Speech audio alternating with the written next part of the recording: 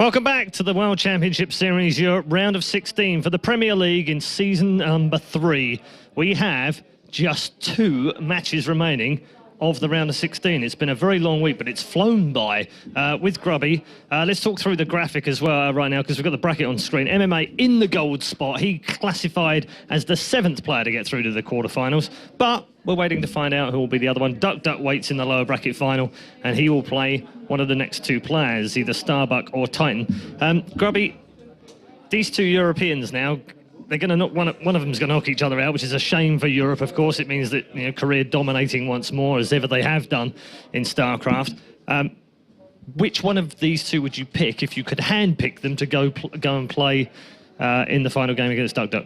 I think the first game between them will kind of show who is the right man to go up against Duck. It's a bit of a cliche, really, but if Starduck can beat TitaN, who's very good. He's beaten Stefano many times, even at Stefano's peak. He's beaten Nurcho many times, particularly online, because they play tons and tons of online cups, both of them, really. TitaN's really good at PvZ. If he can, if Starbuck beats TitaN, he can probably beat Duck too. Also, if he's prepared for Duck. But if TitaN wins here, well, we already saw he was kind of close against Duck in the first series, so either way, Duck's got a fight on his hands, I think. Yeah, okay. Starbuck, what has he got to do in this game to get over what he didn't do in the first game? I mean, I don't want to be too harsh on him, because as we've said, he's 16, he's in his first big tournament, but I actually thought he was very poor, and he didn't look like a kind of player that was going to take down MMA. 27 minutes in total play for the 2 games is a bit horrible for your first match. So he's got a real mountain to climb, really, and he's now going up against a very old hand. TitaN, he knows how to deal with these young kids. He knows how to get rid of them, doesn't he? Yeah, it's hard to say. Like, we see a lot of different TitaNs, so we're going to have to wait and see. One thing I want to mention is, like, I talk to a lot of different players, and they always say Starbuck's PvZ is really good. So just imagine a world whereby Starbuck says, okay, I've got 2 weeks to prepare.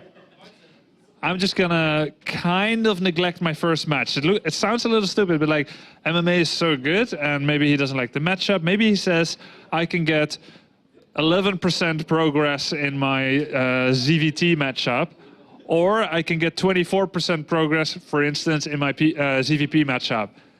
Since his opponents in his group are 66% Protoss, even though they're not the first opponent, having an immaculate PvZ, maybe he could, even if he loses the first game. And I'm not saying that's what he said, but if that's what he said to himself in his mind, maybe he expected to lose the first one, and he still feels like the whole world of possibilities is open for him. All right. I've changed you from being a player momentarily. Don't get too scared. You're not retiring just yet. And we're not going to let you do that for a while, by the way. But you're now Coach Grubby, and Starbuck is your main man, okay? And he's sitting here, and he's got to win this game. What are you speaking into his ear right now? Are you whispering in strategy, or are you whispering in words of motivation? What are you doing? I don't know. I feel like to be a really good coach, you kind of got to know someone really well. So whatever I say could have a good or negative effect. I don't know him well enough, unfortunately. So I'm afraid at this junction, I wouldn't quite be the right coach for him. I guess, like, just do your best or anything. You've got lots of fans here cheering for you. Not the worst thing in the world to have a lot of friends and family coming over all the way from your country here to cheer for you. So having that, if you can draw power from that, I would say think of your friends and family at home cheering for you. Think of the people here cheering for you. Anything more than that is just the game. Okay, all right, good stuff. Let's get this match underway then. Match number 4 in Group D is the clash of the Eastern Europeans. It's TitaN versus Starbuck. Let's go over to our commentary team of Apollo and Colaris. Thanks very much, guys. Welcome back to the caster's desk here for now. A series which determine who falls down to Challenger and who we follow on along the road to see if they can advance on to the round of 8. This, as every day this week, has been, of course, the saddest match to commentate, because it is disappointing to see a player go home. Yeah. But if we look on the bright side of things, as the glass is half full, it's a player that moves on for another chance, a second chance to advance from this group. Starbuck had a difficult start to the day, and let's just say he did get beat quite easily by MMA. But TitaN played a good, solid PvP. Yeah. And played against a good opponent. He played good. And I'm sure that TitaN's coming into this and saying, all right, it was a good series. PvP sometimes can be brutal. Now it's time. Now it's time to really give it everything I've got. And he certainly has to. Against a player like Starbuck, Starbuck feels very confident in this matchup. He said it during our interview in the round of 32. He said it moving on through that time. And now in the round of 16, he has 2 Protoss to try and trump here if he is able. Well, he has to defeat TitaN first, of course. And then if that is the case, then Duck Duck awaits him. And he said that's what he likes. Look at that, look at it grinning to each other at the moment on these vetoes. So Belshir and Whirlwind are the 2 maps that Starbuck says out. And then Derelict Watcher is TitaN's first veto, a difficult map to play against aggressive Zerg players on. And Polar Knight is the other one, another more difficult map to play against aggressive Zergs on, which leaves us with Akalon Wastes, which is probably going to be TitaN's map, Frost, and then Yonsu. If I'm saying Yonsu right, Yonsu. It's the hardest one of them. Yeah, Onsu. Yeah, I guess so. All right, so we have a Colossal Titan fighting against a Titan that might build Colossi. This is certainly one that is going to be cool. I'm really looking forward to this. Of all the matches that we had today, it's really nice to see what Starbuck's going to bring in this matchup. Yeah. But likewise, TitaN plays this matchup just in general his own way. TitaN is a guy that has a very stylized play, and it's a pleasure to watch sometimes. It really is, and I would like to see that again here, and hopefully he brings it with a winning performance behind it. But this is where TitaN plugs in his headset and listens to Eminem. You only get 1 shot, and he's like, oh, it's 2 shots because I'm in the loser's match. But we'll see how he plays now. Coming to Akalon Waste, Yonsu being our second map, and then Frost. Okay, so I like this map here for TitaN to kick things off on.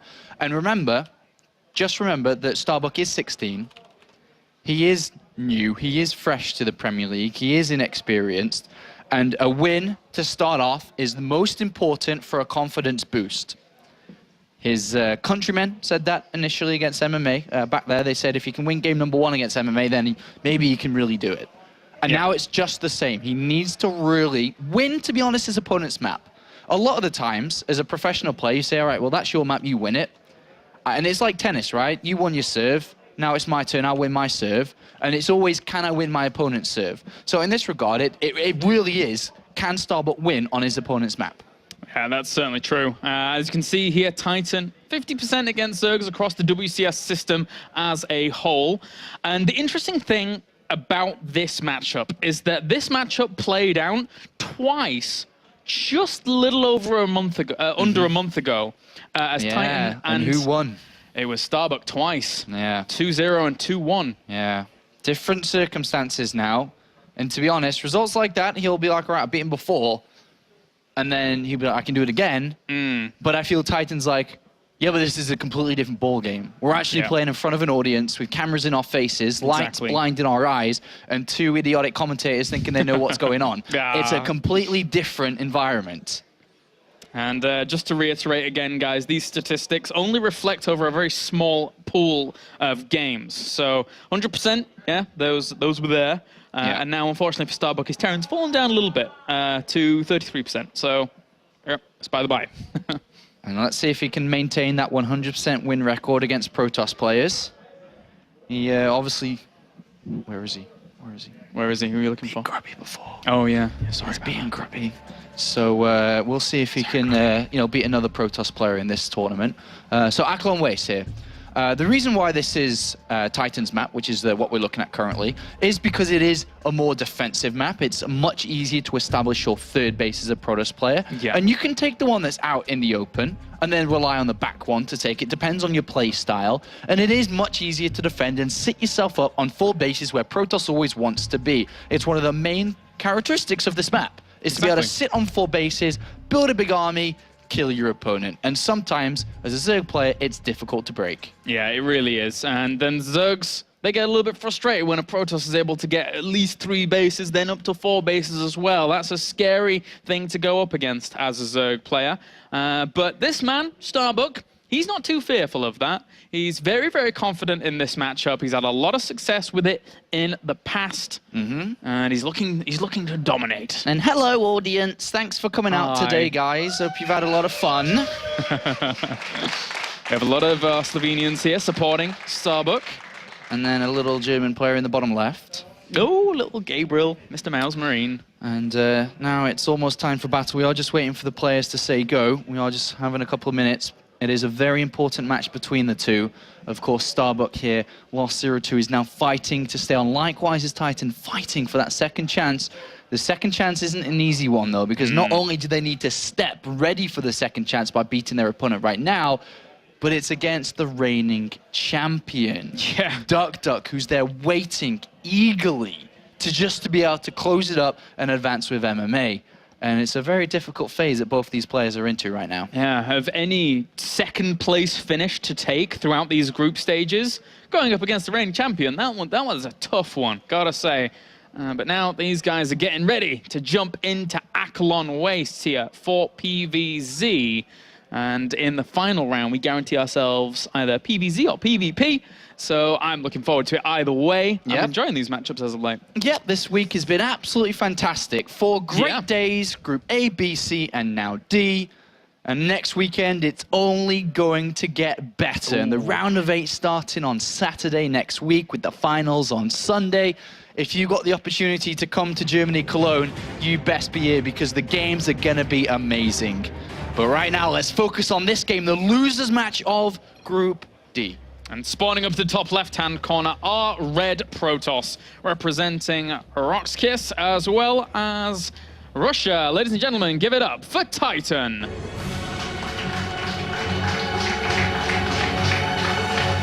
And spawning down to the bottom right are Blue Zerg, representing MIA, as well as Slovenia. Give it up for Starbuck.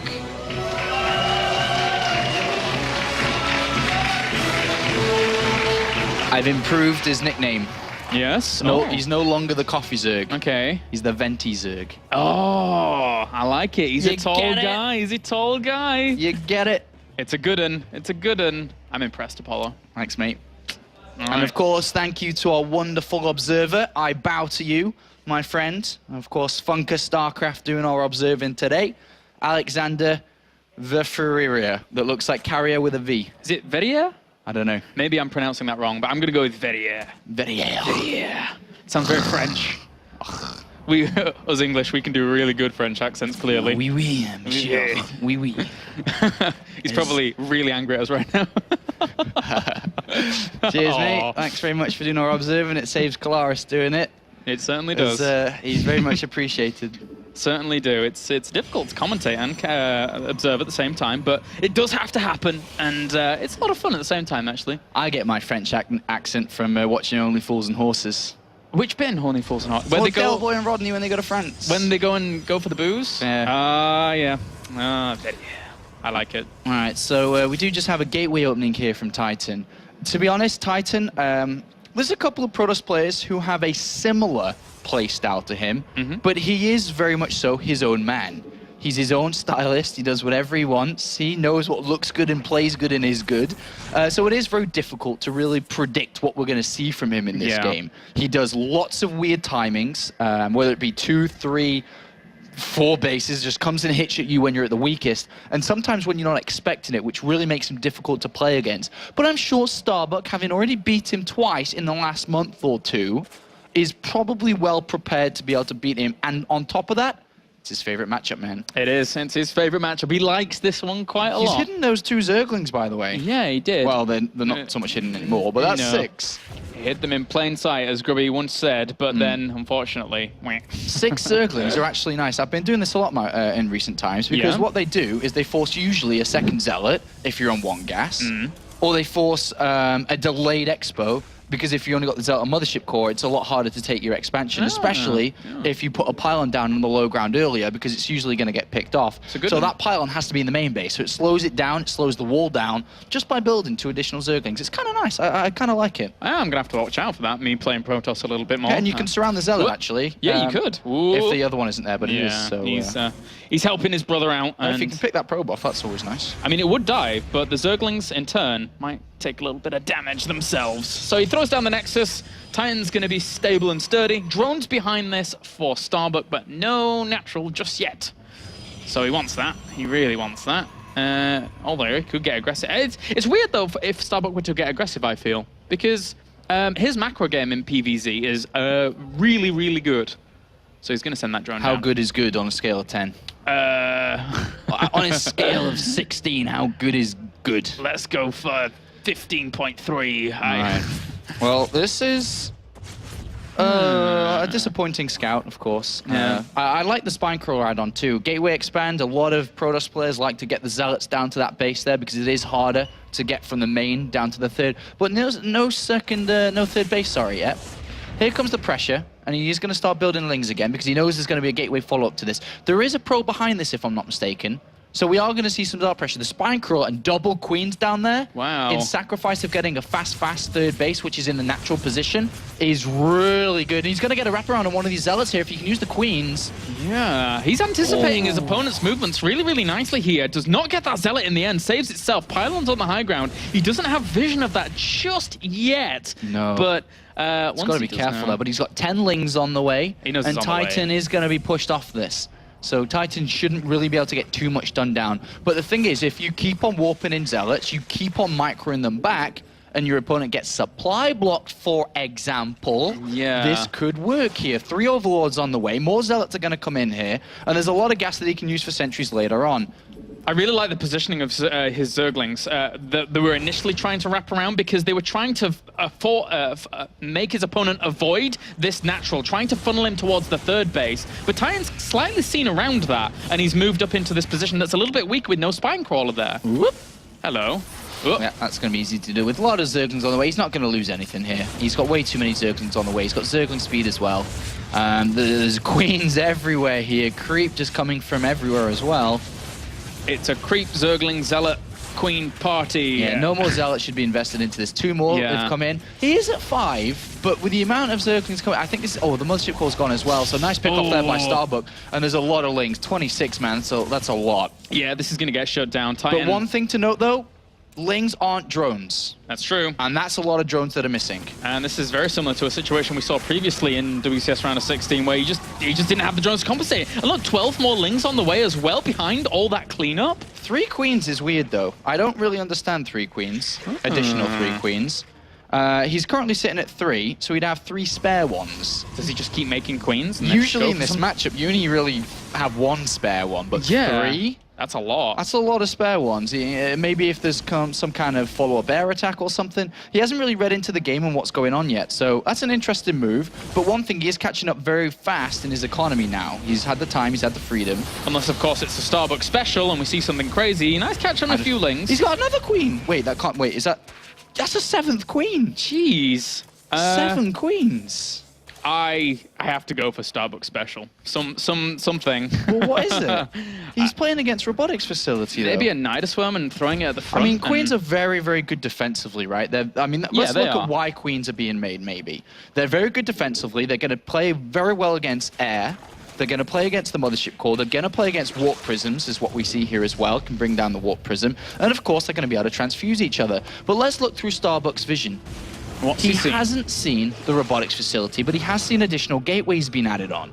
He knows his opponent's on 2 bases. He's building more spine crawlers, and it looks like he's anticipating some form of 2-base attack. His opponent, though, is only going to be on about 6 gateways. It's not a big 2-base. Not a big. There's still not making enough probes. behind the 2 base. Yeah. He's going to throw down a 3rd nexus here for sure. Yeah, it seems that way. And he's even cleaned up the Zergling that was at that 3rd base. So any kind of burrow, if he wanted to burrow a Zergling there or something like that, that's not going to work out. He's moving across the map here, and he does get vision of it with those Zerglings. But he's got so much defense set up back home. And he's going to move around with his Zerglings here so he can find a probe or something. Ideally, he needs to see the Nexus so he knows not to over-commit onto units, because he shouldn't over-commit in units here, because that's kind of bad for him considering there's a 3rd. The Lings do try to go to the natural, don't do anything here. Queen out in the open. is gonna not escape. No, those spine crawlers will hold him at bay at this location for now. But the most important thing was the fact that the Zerglings didn't get in. He's building 8 drones. He knows it's not a full-on attack, but he's got to be careful not to over-drone in this regard. Even though he's got spines, this is still a lot of units. Yeah, a lot of space control as well. A lot of the Queens converging on this location to try and push it back with transfuses as well as making the defense a little easier and trying to focus down that Mothership Core if that goes down. Oh, Mothership Core goes down. Units stuck out in the open here. And all these Stalkers are going to end up dying off. A burrow on the Queen as well to keep it alive along with transfuses. Starbuck holds this off. Yeah, well done, Starbuck there. Great micro with his units, and he's got a lot done for himself. He's got to be careful about the Warp Prism, though. Yeah. He spotted the 3rd Nexus, and at this point, I'd say, all right, calm down on the unit production, buddy. Let's just, open your supply, get some drones going, maybe look at your 4th, maybe look at some upgrades, because he hasn't really got any upgrades yet, has he? So at this point, upgrades are going to be kind of important. He may decide to throw down double evolution chambers to really catch back up with upgrades. I think that might be the right way here, unless, as you say, there's a Starbuck special coming in here, but I can't see how that would work on such a defensive map like this. Well, the way Starbuck was using Burrow just then... Oh, Spire. If he doesn't go upgrades, and he saves his gas here, builds nothing but drones and a 4th base and maybe some Zerglings, he could actually save up to a lot of Mutalisks. Well, assault's also going on. If TitaN goes for aggression here, he could just burrow the drones and he can't see them. Yeah. I mean, that's just it. I mean, and he can't see those at the front either. Yeah, his units are very far away, though. That was the one thing he needed to be careful about, was the Warp Prism.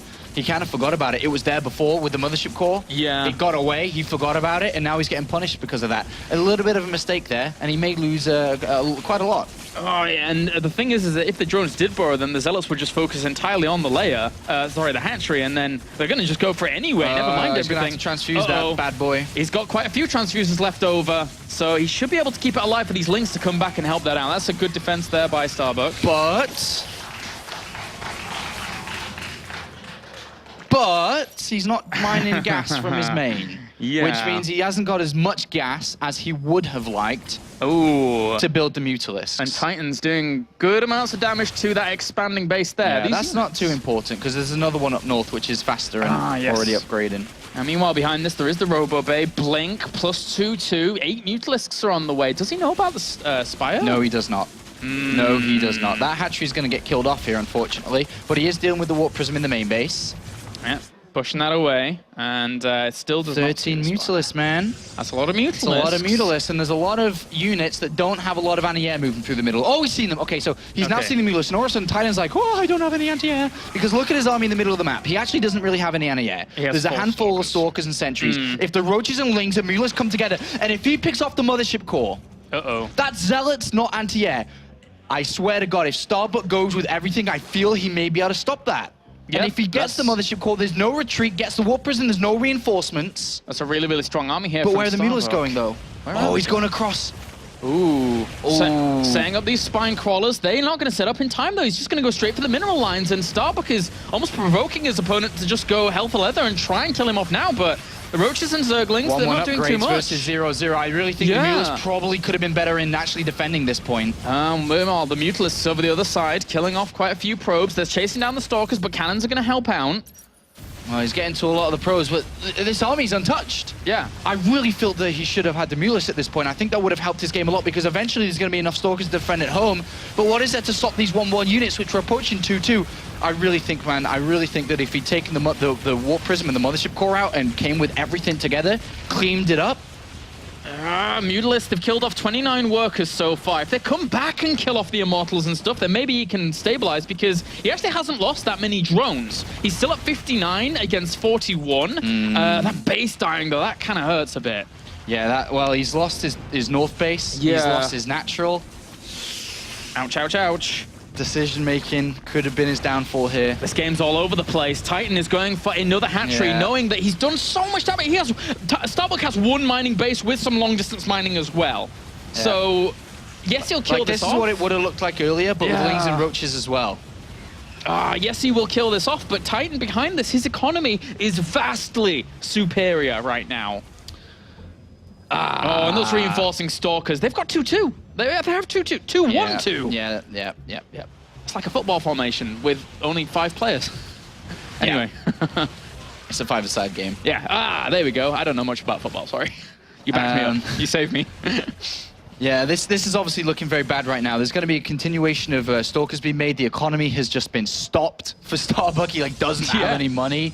And then TitaN still has probes. The Mutalisks are getting picked up on now. There's a lot of Mutalisks, but with the upgrades you mentioned, the 5-a-side upgrades, they're actually going to be so good as long as he keeps blinking, keeps on warping in more units. Look at Starbuck's supply. Oh, that warp 2 Colossi had an absolute field day with those drones, and the Colossi are going to come along and maybe tank some damage, but the Stalkers deal with it. GG. Starbuck does lose the first game, and TitaN moves on victoriously onto the second. Yeah, I mean, I'll go back to the point again. I drilled it in before. I really think, as MMA is getting a cheer from the crowd as he goes through our first place finisher today, but I can't help but think, if Starbuck was to watch that replay again and looked at the army composition and said, you know what, man, I probably could have defended that and taken the lead in the game, because that was 3 Immortals, Stalkers, Sentries, and from that point, he's on 5 bases. Okay, 4 because 1 got killed up, but he can retake the 5th. Yeah, exactly. And there's no way that TitaN can move out off 3 bases, because then, once he loses his army, he has to defend against the Mutalisks. He may not take damage, but he's locked in his own base for a long time, which allows Starbuck to build himself up properly to deal when TitaN is really ready to move out. And I think one wrong decision here may have cost Starbuck the game. But whatever the case, if we look on the bright side again, glass is half full, is that was his opponent's map. It was, yeah. Technically in his opponent's map, so that was the one that TitaN was comfortable on. Here is the next one. This was Starbuck's choice. Yep, again, smaller map. Ability to, apply aggression a little quicker here, and just during that, Starbuck was shaking his head. He knew there was mistakes there. He absolutely knows it. Doesn't even have to watch the replay in the end. Yeah. He was a little bit flustered, and now moving on to Yonsu. This is a good opportunity for Starbuck to get himself back into this series and back into this group. I think that was the cheer for That was McDonald's. the cheeseburger cheer. Yeah, that was the cheeseburger cheer. We have that daily. Around this time, there's the cheeseburger cheer. All right, so here we are. Now we're ready for map number 2 between these two fine gentlemen.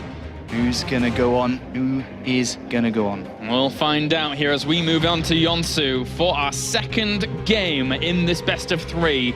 TitaN looking for retribution in not only this series, but also the final series. He wants to get to play Duck Duck again as spawn down to the bottom left are Red Protoss, representing Rock's Kiss. Ladies and gents, give it up for TitaN. Woohoo! Woo! Yeah! Woo! And up to the top right are Blue Zerg, representing MIA as well as Slovenia. Give it up for Starbuck.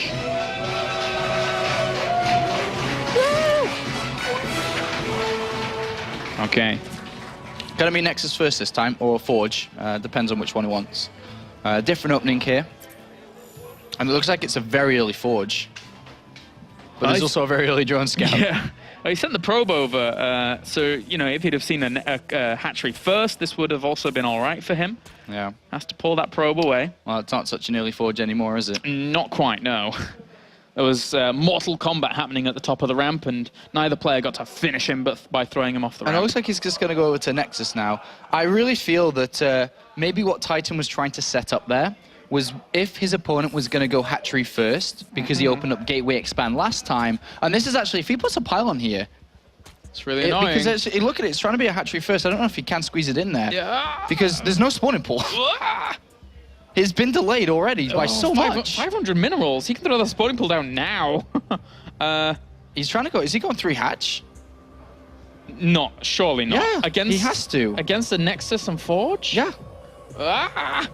Okay, this is Dude, interesting. where's the spawning pool? It's like, dude, where's my car? Oh. Dude, where's my spawning pool? Here? Why here? Oh. Okay, well. And then a gas. Interesting. Oh my god. What? This is such a weird location. It is. All right, this is a special. This is a special. Is this an aggressive positioning of a hatchery to get his units over there quicker? Technically, yeah, right. I mean, what's the difference with taking the left-hand side one to the right-hand side one in distance? The right-hand side one. You mean what's the difference? One? What's the difference? Nothing. There's hardly any distance No. difference. Okay.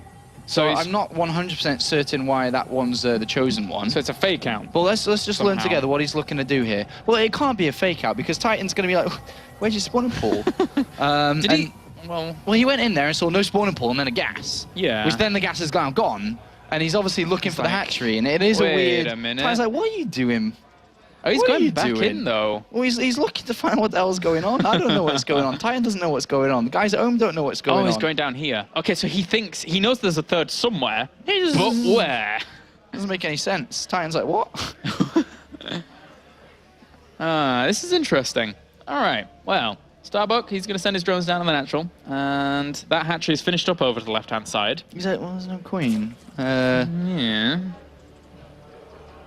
What do you make of this, Paul? You're not I sure? have absolutely no idea. I don't know. He's going to go in and now see there's no gas. And be like, what? What are you doing? This is cool. And now +1 attack starts. And I think he may feel that this is a proxy hatchery somewhere. And the thing is, if he finds it and goes for like a +1 zealot attack, it just dies, it's right? very far away. It's not defendable. No. And I think he may go over there now, maybe. He's looking down here again. He's like, is it? Wait, what? What's going on? It's like Protoss Whack-A-Mole, and he keeps hitting all of the empty spots. And he's going to look down here again. He's like, I don't get this game. This is That's a what weird TitaN's one. saying. He's like, oh. It's like, Do you no, like did he- Starbuck. But then imagine if TitaN's like, oh, he forgot his spawner pool. Oh dear, bless him. But +1 attack's been researched. Chrono boosted. It's actually really not just quick. researched. Yeah. And wait, where's that going? Oh. Is he going back up there again? Oh, wait. Oh, I don't know. Nowhere. This is... Okay. So TitaN hasn't found this third hatchery. He may know there's something's wrong. He doesn't know exactly what's going on. He may think his opponent just forgot his spawning pool and was just really messed up because of the nerves probe and- hatch. No, the probe hatch. Oh, yeah, okay. So he may think his opponent just Yeah. messed up a little bit there. But whatever the case, there's already a couple of zealots out. And this is something I've seen a lot from TitaN. He's actually... This is actually a very smart build from him. He's pumping out zealots. So he's already pumped out zealots. To 3 zealots, and they will have +1 because he chrono boosted the forge, right? Yeah. It's something I saw of him earlier on against Nurtio in the round of 32, where he's now pumped out 3 zealots, he's pumped out +1 attack, and these 3 zealots are going to do massive damage because there simply isn't anything to defend them. Yeah, I mean, he sees the progression on the Roach War, and there's only 1 queen out. There's actually no Zerglings over There's there nothing. either. There's nothing. This is really bad. 3 Zealots can actually just rip this apart. And there's 10 Zerglings on the way, but there simply isn't anything here. And these are +1 zealots, bear in mind. Oh, don't fight. Oh, I'm like, ugh. no, run away. And the behind this, the Robo is being chrono boosted. He's getting +1 armor on the way as well. A few more gateways. TitaN's absolutely flying in this game. And then, yeah, the follow-up's like an Immortal all-in. Yeah. So, and he's already slowed his opponent down a lot, right? I don't know what this random third hatch is on the other side of the map. These zealots are alive forever. Yeah, they Time are. warp now. The hatchery's just not doing anything for him. 8 drones were killed. A lot of loss of mining time. A lot of loss of lava injects. Maybe this hatchery can be a saving grace, though. Perhaps. Because what happens if TitaN just doesn't know and just goes for an attack on the front door? And what happens if there's a bunch of pylons and rubbish? And he still I mean, thinks not it's only pylons, 2 sorry, base. spine crawlers and stuff. Yeah, he only thinks it's 2 base for this whole time, right? He somehow He's like moving spots his that. sentries to the main base. He's like, is there about to be a Nidus in my main base? Yeah. Like, What's going is on? there a Nidus in my main base? So he's going over to Colossus, actually. That's an interesting choice. Huh. I think that he's realizing that if his opponent's playing some weird swarm host style, maybe, that he's going to need the robotics bay in Colossus. But I'm certain at this point, TitaN is freaked out. Doesn't like, know what's what's going on. It was planning an Immortal all-in. An Immortal all-in is terrible against swarm host, so he's not really sure what that is. And look at that. Finally, we'll see this. Finally. And then this will kind of uncloud his mind, I guess, as to what's been going on all game long, right? He's like, ah. That's where it was. And now he warps in 2 sentries, 3 zealots, and says, all right, now I don't need that robotics bay. I'm not playing against swarm host. Let's go kill that base, and then let's have a look at the situation then. And he's chrono boosting into his gateways. He now is kind of switched up. The Twilight Council probably won't be used. I guess he could start +2 since he does have it, but he's going to go kill that hatchery. Yeah, it's a very short hop, skip, and a jump over to that location, actually, for him now with the army. And army supplies, in fact, 46 to 47. He knows it's there. He actually has to retreat after being spotted. There's no way he can hold it. Yeah. A lot of roaches may get caught there as well, which is kind of sucky. Might have to cancel those. Well, they're going to pop and they're going to get stuck. Cancelled a few at least. So, but Yeah. bye-bye. All Queen! dead. No! No, Queen! It was... No! Run away! Oh. It was going to be a long shot to get out of there. To be honest, I don't really know what Starbuck's doing in this game. No? I actually don't know what's happening, and it's not looking good. It really isn't. The Zerglings of Roaches can try and swing in from either side here, as well as the drones coming off the line. He knows he's in a desperate spot, because that's a lot of firepower that TitaN has. I mean, he's got a Spire on the way, but he's got 300 gas. That's not a lot of anything. Yeah. I don't really understand this too much. He's supply boxed 136. Maybe there was some magic build, the strategy was meant to happen, but as you can see from this position, he's about to lose his third base. He's going to be back on 2 if he doesn't work this out well. Good force fields there by TitaN and great time warp. Oh, yeah. 3 Immortals are so good in this position. Really good synergizing there over the force field and time warp in the right spots to slow down and seal out things really nicely. And now just moving on forward slowly here. This is a great position for TitaN to just retreat back to each time. Yeah. But to be honest, I mean, Starbuck's doing okay. He hasn't died yet. He's on 3 base worth economy because he didn't lose that many drones. 56 probes is okay to deal with this, but his supply count just isn't that high. And as you can see, TitaN is catching up. The Spire has not been used. A bunch of overlords are popping now, so you can start to build some other units and upgrades coming in.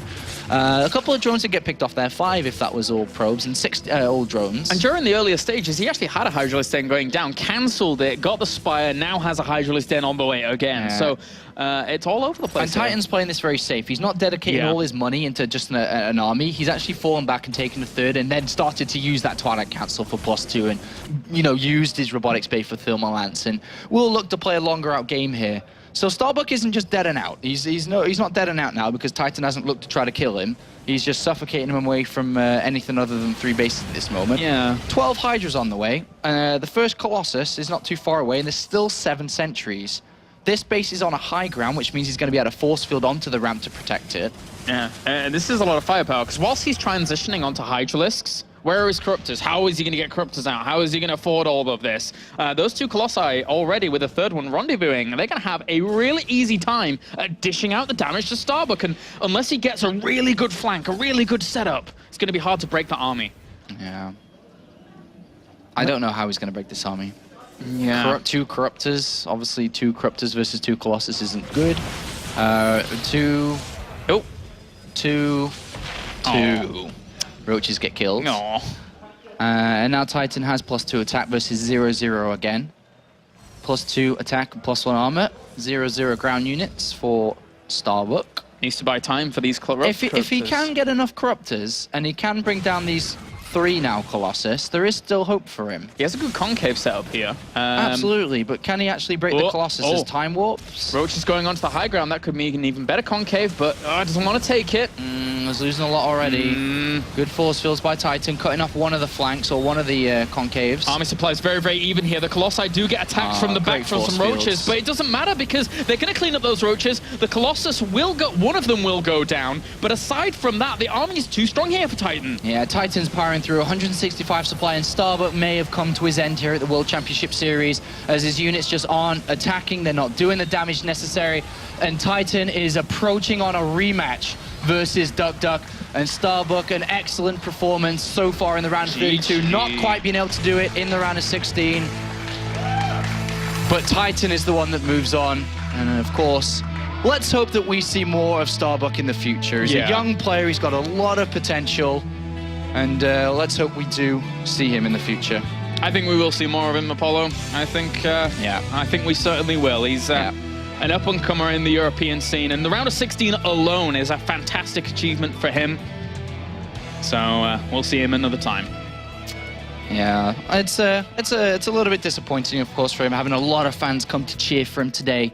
But for this being his first tournament, his first offline experience at 16 years old, TitaN was just a little bit better He's today. experienced. And of course, MMA was as well. Yeah, TitaN is an experienced chap, and under these high-pressure situations, he knows what he has to do to perform. So TitaN moves on to play against Duck for the rematch, which I'm very excited about, because the first series was really good. TitaN took it to the wire. And TitaN is again in a position, just like last season, a PvP to move on. Last time it was MC, the second place finisher.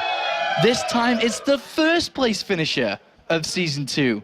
History repeating itself here, but can he topple the reigning champion? It's going to be a tough one, but again, there were those moments, there were those snippets in Series 1 that could have taken him all the way. And, you know, this could go either way, in my opinion. Certainly could.